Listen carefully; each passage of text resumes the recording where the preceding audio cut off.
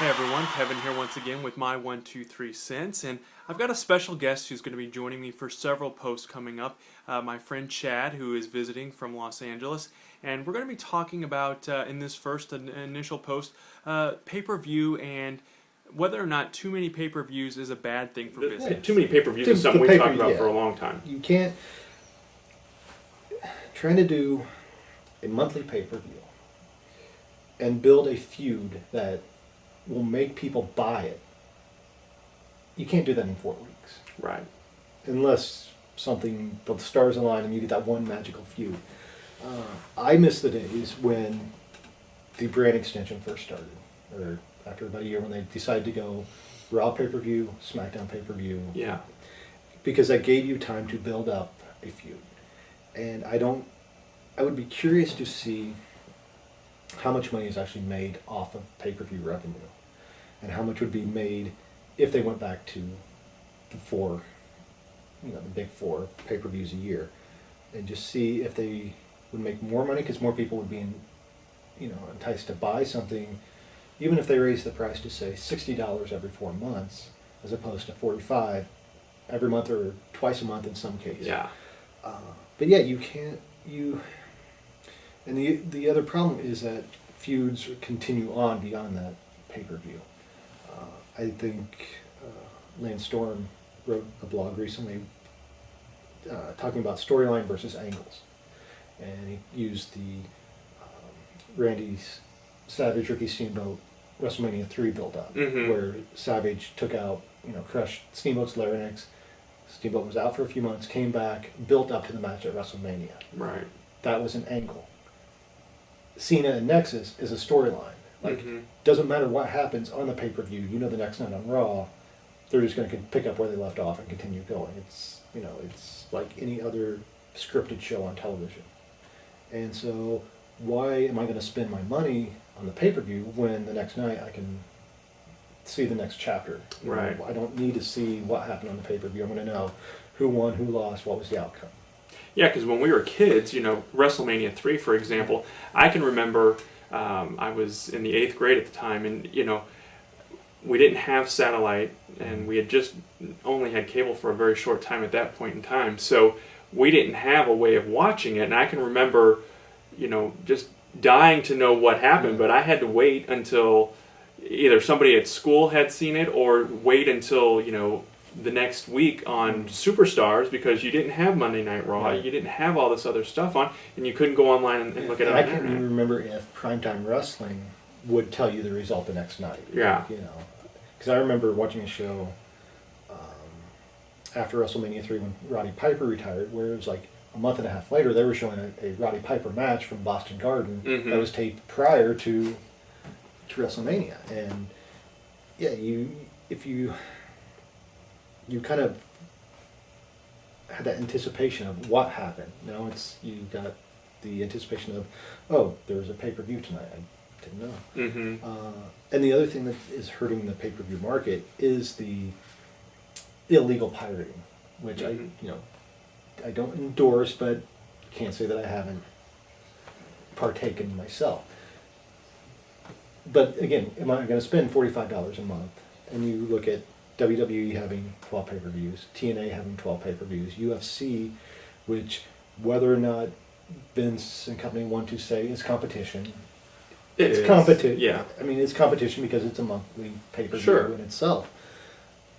So you're looking at, what are the current prices? WWE 45, I think TNA they're 35, UFC 40, 45, or I think more. they're closer to 50, yeah. 50. So you're looking at about $120 a month in pay-per-view revenue, or pay-per-view cost. Over 12 months, people are going to be a little bit choosy. And even with WWE, you have Mania, Rumble, SummerSlam, Survivor Series, which were the big four. Right. WrestleMania still gets the hype. Rumble and SummerSlam a little bit, and Survivor Series has kind of been like just, Yeah. hey, here's another pay-per-view. Yeah. So if you're not going to make your pay-per-view stand out, and TNA, I don't care how much you want to say Bound for Glory is your WrestleMania, or your Super Bowl or World Series, since you don't call it your WrestleMania, There's nothing that separates that pay-per-view from the other 11 pay-per-views that you do, because you did them all at one time instead of building it up. Anyway.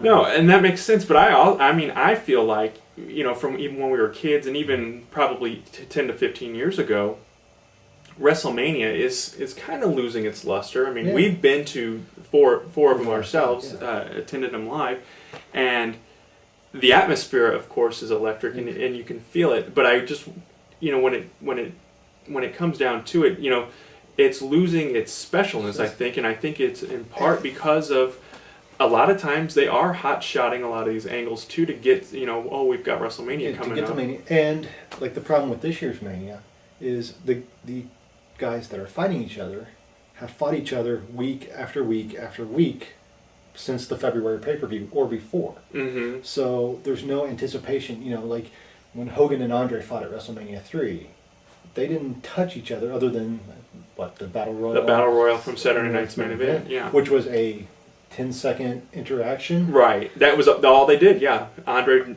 threw him out. Yeah, and so you wanted to see, how is Hogan going to take down Andre? Same way with Savage and Steamboat. They built it up and made you feel like you had to see that match. Right. What did we get this year at Mania? Batista and Cena, who had wrestled. They had wrestled before. Randy Orton and Legacy. The Legacy. Yeah. Which. Anyway. Well, a good example would be WrestleMania 24. We had the three-way with Orton, Cena, and Triple H. Mm-hmm. And then at WrestleMania 25, we had Triple H and Orton. So, And you had Triple H and Orton about 5 times in between. Right. So. And then even back when they were in Legacy, Evolution together, and when they split up, it just, you're right, it has taken away, I think it's because of all the weekly Raws and Superstars, and, well, not so much Superstars, but, and SmackDown, they're running out of ideas, or I don't know, but we're getting the same thing, or, some variation of it, heel Triple H versus face Randy Orton, or face Randy Orton versus heel Triple H, We've seen it. We want something fresh and new. Exactly, and I don't think it's so much the oversaturation of Raw and SmackDown.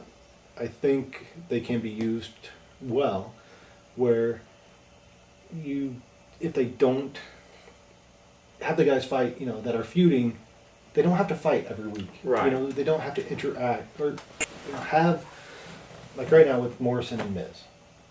Have Miz mention he's, Morrison's his number 1 contender, and then have him fight someone else, or have Morrison fight someone else and then say, Miz, I'm coming for you. You don't have to put them in the ring at the same time. You don't have to have Morrison cost Miz a match. Because the more you have them interact, the less we care when they actually do get in the ring. Because they've already been there. And I think that's just the modern day booker doesn't understand, or doesn't, not Booker T, but not the Booker T. wrestling Booker. Yeah, the people writing the stories. Yeah. And I don't know why. Well, it goes back to the Attitude Era, basically, which the Attitude Era, the recent high point of wrestling. Mm-hmm. But in my opinion, it's what killed wrestling for a lot of fans. On different levels altogether, but one, you had the Crash TV style, where it was just a attention deficit, where you throw so much out there that you don't have time to sink it all in. Yeah. You have your, because WWF and WCW were fighting for viewers, they would throw out the main events, Right. the big name. You were giving away the pay-per-view quality stuff on free TV. Exactly. And the other is, I don't think that era really made any fans. Like, yes, you had Stone Cold fans, you had Rock fans, Goldberg fans. But where are they now? When those guys left, yeah, the fans turned away too. I mean, Thanks for watching. That's mine and Chad's 1, 2, 3 cents. We hope you'll join us for another post very soon.